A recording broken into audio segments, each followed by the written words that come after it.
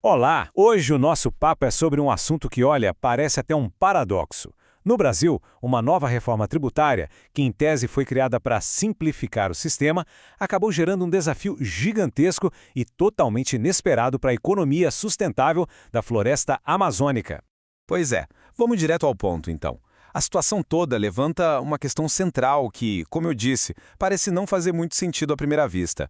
Parece estranho, né? Quer dizer, como é que pode uma lei, feita com a melhor das intenções de simplificar e modernizar, acabar se tornando uma ameaça real, não só para o meio ambiente, mas para toda a economia local que vive justamente da floresta em pé?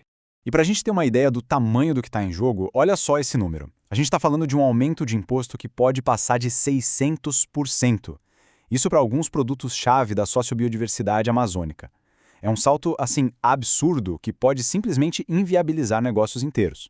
Tá, mas para entender de onde vem essa ameaça, a gente precisa dar um passo atrás. É fundamental olhar para umas regras econômicas bem especiais que já existem, olha, há décadas, e que foram desenhadas justamente para proteger a Amazônia e incentivar um desenvolvimento diferente por lá.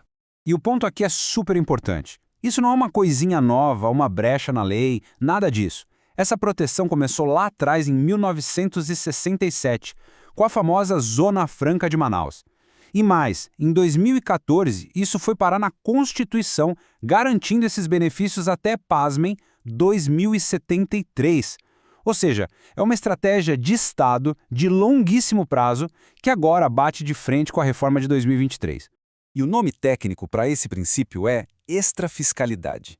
Mas calma, é mais simples do que parece. Pensa, por exemplo, num desconto de imposto para quem compra um carro elétrico. O objetivo do governo não é só arrecadar, certo? É incentivar uma atitude. No caso da Amazônia, a lógica é a mesmíssima. Usar os impostos para incentivar a proteção da floresta, dar um gás na bioeconomia e, de quebra, diminuir as desigualdades gigantescas entre as regiões do país. Bom, e é exatamente aqui que a coisa aperta, a gente chega no núcleo do problema. Vamos ver como o sistema novo, que quer ser simples e igual para todo mundo, colide de frente com esse sistema antigo que foi feito sob medida para a Amazônia. E olha, os números falam por si. Dá uma olhada nessa tabela. A castanha do Pará, que é um ícone da Amazônia, pode ter um aumento de imposto de 150%. A borracha natural, mais de 100% de aumento.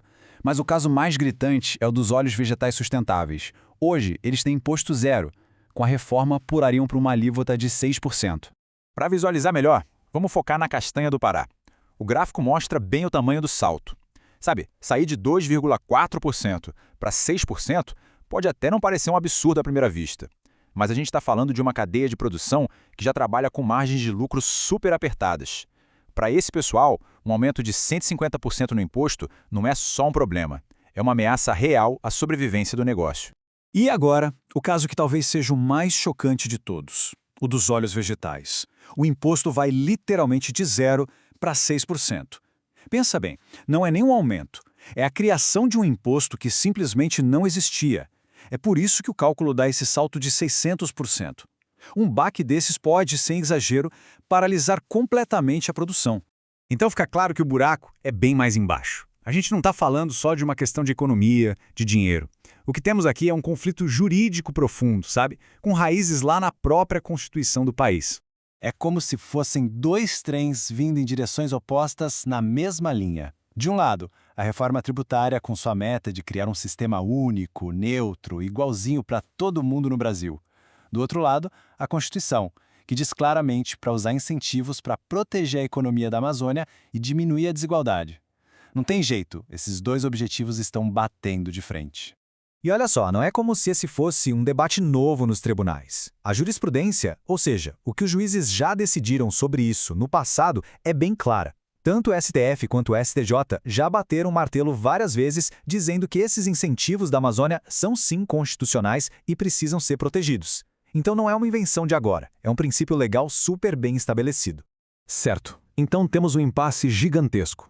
A pergunta que fica é, e agora? Como é que se resolve isso? A boa notícia é que não está todo mundo de braços cruzados. Já tem pesquisa rolando, gente estudando o assunto para encontrar uma saída, um jeito de fazer a reforma e a proteção ambiental andarem de mãos dadas. E o plano de ação que essa pesquisa propõe é bem pé no chão, dividido em 4 passos lógicos. Primeiro, vamos mapear todos os incentivos que existem hoje. Segundo, mergulhar nas decisões dos tribunais para entender a fundo o que eles já disseram. Terceiro, comparar o sistema antigo com o novo para calcular o tamanho real do impacto. E por último, com tudo isso em mãos, propor saídas, tanto na lei quanto em políticas, para fazer as pazes entre a reforma e a proteção da Amazônia. E tem uma frase da pesquisa que, para mim, resume tudo de um jeito perfeito. Diz assim: a sociobiodiversidade amazônica é o elo entre o direito tributário e o direito ambiental. Sem segurança fiscal, não há sustentabilidade. É isso. A economia que mantém a floresta viva é justamente onde o direito tributário e o ambiental se encontram. Se a segurança fiscal some, a sustentabilidade toda desmorona junto. Então, para a gente fechar, fica uma reflexão. Esse desafio que a reforma tributária trouxe para a Amazônia, no fundo, não é um problema só do Brasil. É uma questão que o mundo inteiro enfrenta hoje. Como é que a gente moderniza a economia sem destruir o nosso maior tesouro natural? A resposta que o Brasil encontrar para essa pergunta, bom, ela pode acabar servindo de lição e de exemplo para o planeta todo. Valeu por acompanhar essa análise.